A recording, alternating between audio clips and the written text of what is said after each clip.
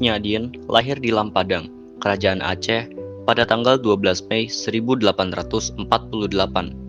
Seorang pahlawan nasional Indonesia dari Aceh yang berjuang melawan Belanda pada masa Perang Aceh.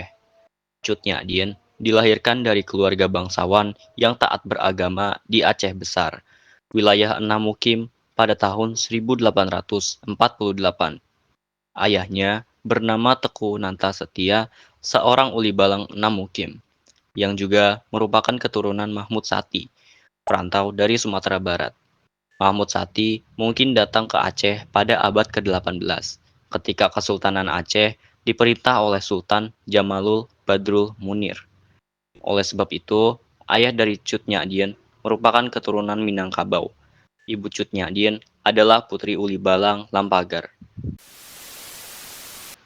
Pada masa kecilnya, Cut Nyak memperoleh pendidikan pada bidang agama yang dididik oleh orang tuanya ataupun guru agamanya di kampung. Ia juga harus belajar ilmu berumah tangga seperti memasak, melayani keluarga, dan hal-hal yang menyangkut dari kedua orang tuanya.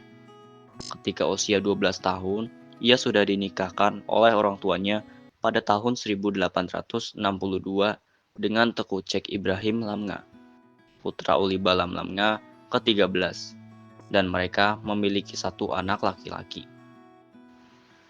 Pada tanggal 26 Maret 1873, Belanda menyatakan perang kepada Aceh dipimpin oleh Johann Herman Rudolf Kohler, dan serangan dimulai dengan tembakan meriam ke daratan Aceh dari kapal perang Citadel van Antwerpen. Inilah awal dari terjadinya Perang Aceh. Daerah Enam Mukim berhasil ditaklukkan oleh Belanda pada tahun 1873 oleh Jenderal Jan van Swieten.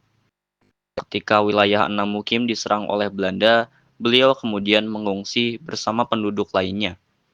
Dalam peperangan melawan Belanda untuk merebut wilayah Enam Mukim pada tanggal 29 Juni 1878, Teku Cek Ibrahim Lamnga meninggal di tanah Gletarum. Setelah suami pertamanya meninggal, ia kemudian menikah lagi dengan Teku Umar pada tahun 1880. Pada awalnya, Cut Nyak menolak lamaran Teku Umar, tetapi ia akhirnya menyetujui untuk menikah dengannya setelah Teku Umar menyanggupi keinginannya untuk ikut turun ke medan perang.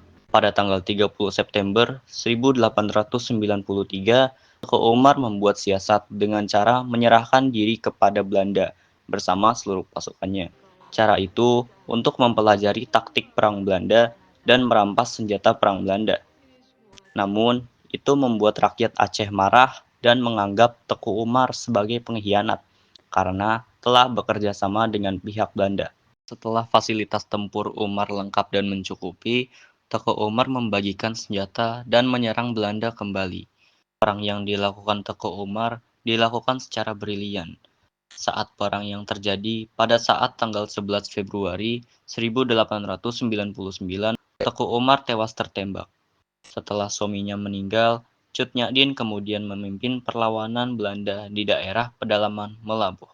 Dalam kondisi peperangan yang lama dan kondisi yang memprihatinkan di pedalaman hutan Melaboh, Cut Nyak semakin sakit. Matanya mulai rabun dan tubuhnya terkena encok, ditambah sumber makanan yang kekurangan dan jumlah pasukan yang semakin sedikit. Kondisi itu membuat pasukannya iba.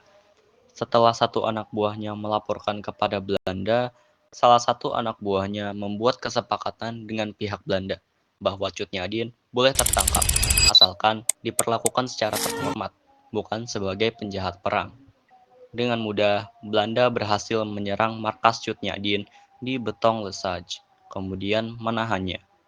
Setelah Cut Nyak ditangkap, ia kemudian dibawa ke Banda Aceh. Di Banda Aceh, Cut Nyak sempat mendapatkan perawatan untuk penyakitnya. Bahkan penyakitnya seperti rabun dan encok berangsur-angsur sembuh.